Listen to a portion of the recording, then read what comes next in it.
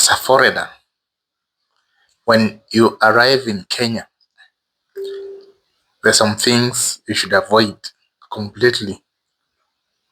Some of them can ruin your life, can put your life in danger, can make you lose money and or be at loggerheads with the authority. So if you want to live a peaceful life as a foreigner, avoid these things. The first thing to avoid is inviting strangers to your house every time. You have arrived, you are very excited. Now you met people in the pub, the public place who are Kenyans. You have not known each other, and then you invite them to where you live. This is the worst mistake you can make. Even us, we don't trust most of our friends. That's why we have very few friends. So don't think everyone who smiles at you is a friend. So if you want to meet people, meet them in the public place, go to the malls, go to nightclubs, but in your house, let it be private. If anything is stolen, be sure that it was stolen by your friend, by those people you invited to your house. The second thing you should avoid is talking on phone. You are on phone and you have lowered the window. If you are traveling, if you are in maybe a cab, a taxi, make sure the window is not lowered. Especially if you are the taxi is moving in the streets of Nairobi, you lose your phone. Avoid that. You also have another thing is to buy these second-hand things like phones, electronics.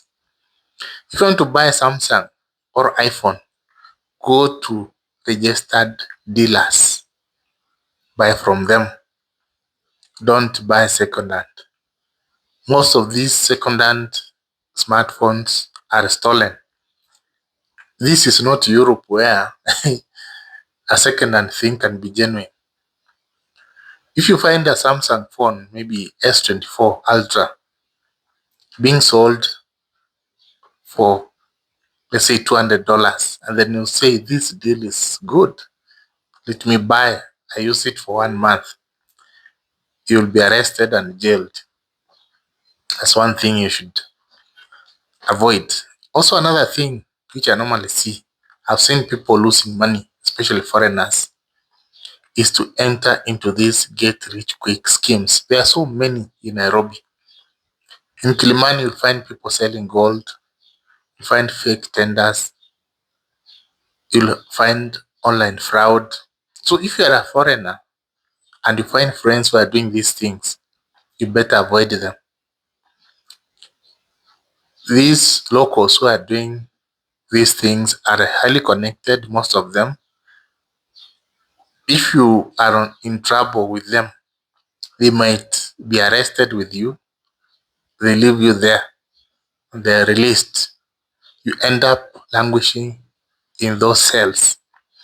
Another thing, in Kenya, if you meet police officers and they tell you do this thing, I know people in the Europe, in the US, they can argue with the police and tell them, I know my rights. In Kenya, even if you are right, don't argue with the police. If they tell you, give me something, you just give them and avoid trouble. You'll argue with them. The police will go and get cocaine, put it in your pockets, and they take you to the cell, the court, and they give you fake charges. To get freedom from there, it's not easy. So when a police tells you this and that, even if you are right, what to do to avoid trouble, most of them ask for something little, maybe $10. It's better to lose that instead of using $10,000 to buy freedom later on. That's one thing people never tell you. Another thing is to buy houses. One thing is to buy house off plan. Don't buy houses off plan. And when you're buying a house in Kenya, buy from other foreigners. If you are from the US, look for a company associated with the US and buy from them. You will buy a genuine thing. But buying from the locals, you might lose all your money. Another mistake you'll make is to board those Uber, not Uber, taxis without an app. Those ones, you don't even know who is driving that taxi, and then you just enter and pay the money. No. The first thing when you arrive at the airport, look for a line which you'll be using, a mobile line. Here, we normally use Safaricom. Just buy that line. That is the one you'll be using. Then install these two apps, Uber and Bolt. Those are the most common ones. So when you're ordering a taxi, you want to travel from one place to another, use that app. Don't make a mistake of not using it. Another thing is walking at night in lonely streets. Most streets in Nairobi are very safe. At night, you can even walk to ATM and withdraw money and nobody will be following you. But if you are in a street which is very lonely, nobody's walking there, avoid those streets. You better walk in a slum where there are so many people at night than those lonely streets. There's a reason why Kenyans avoid some streets.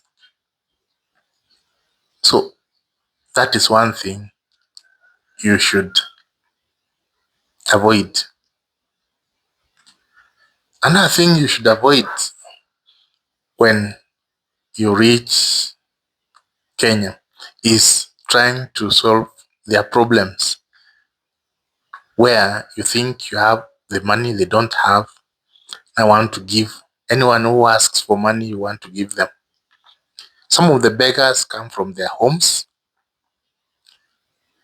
They're simply begging to invest elsewhere. Some of the beggars are not even beggars. They are working with the government. They are taking information from people. Not every beggar is a beggar. And not everyone is poor. So when you come, spend your money.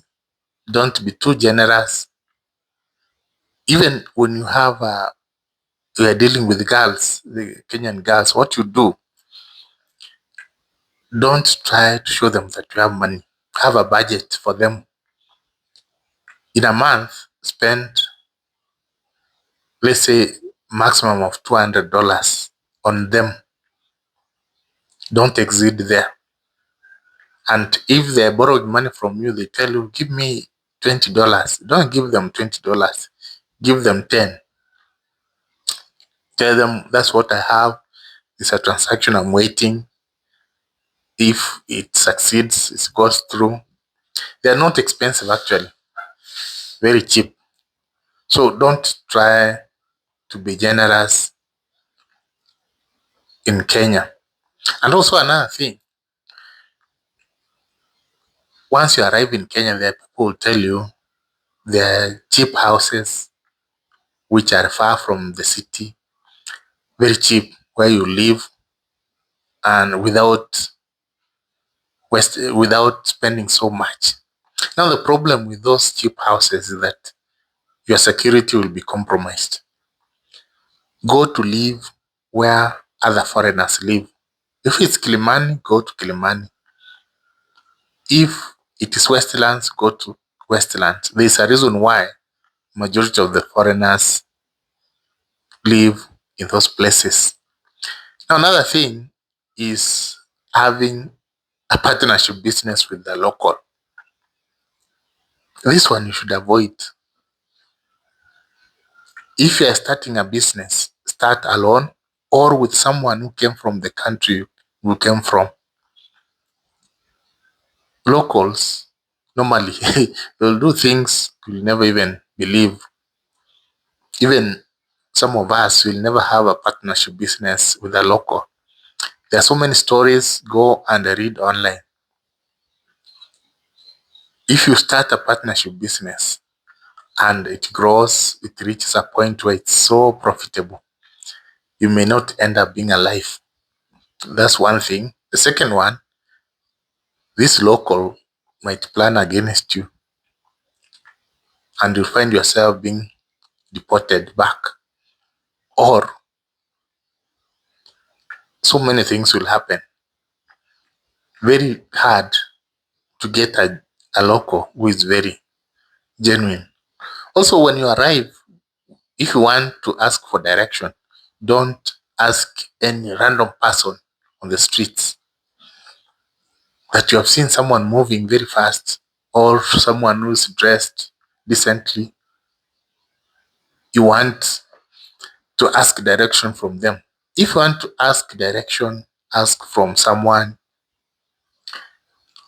example, police officer or security officer, those watchmen who are guarding businesses. Just approach them. They're very polite, those watchmen. Just approach them, ask direction from those people. If they are not around, go to a shop, someone operating a business there, M-Pesa shop or something, a boutique. Ask for direction from them. Don't ask direction from someone who's driving.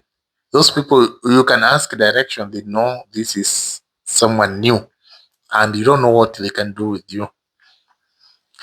Another mistake you can make, if someone approaches you, maybe a robber wants to rob you, they tell you, give me that phone. Don't resist. Normally, the robbers in Nairobi are not violent. They become violent once you resist and you start fighting back. They're very bad. But if they tell you, give me your phone, give me that wallet, just give them. They'll just take them and go. Even us local, that is what we normally do. The last one, when you arrive in Kenya, if you lose your phone and your laptop, any electronics or anything, make sure the first thing to do is to report to the police. Go to the police and get an OB. Even if you are not following your items, get an OB. People steal those phones, sometimes use them to commit a crime. So if you don't report and a crime is reported, then you'll be in trouble. So make sure you report. So those are simply some of the things you should not do when you arrive in Kenya as a foreigner. Others you can do. Also, we also have, go and check areas you are not supposed to take photos and videos. For example, airports, barracks, state house, they might not allow you. Office of the president. We have Times Towers. We also have Parliament Building. All those places, you are not supposed to take photos. So as you arrive there, so many things you learn and you learn them as you continue living.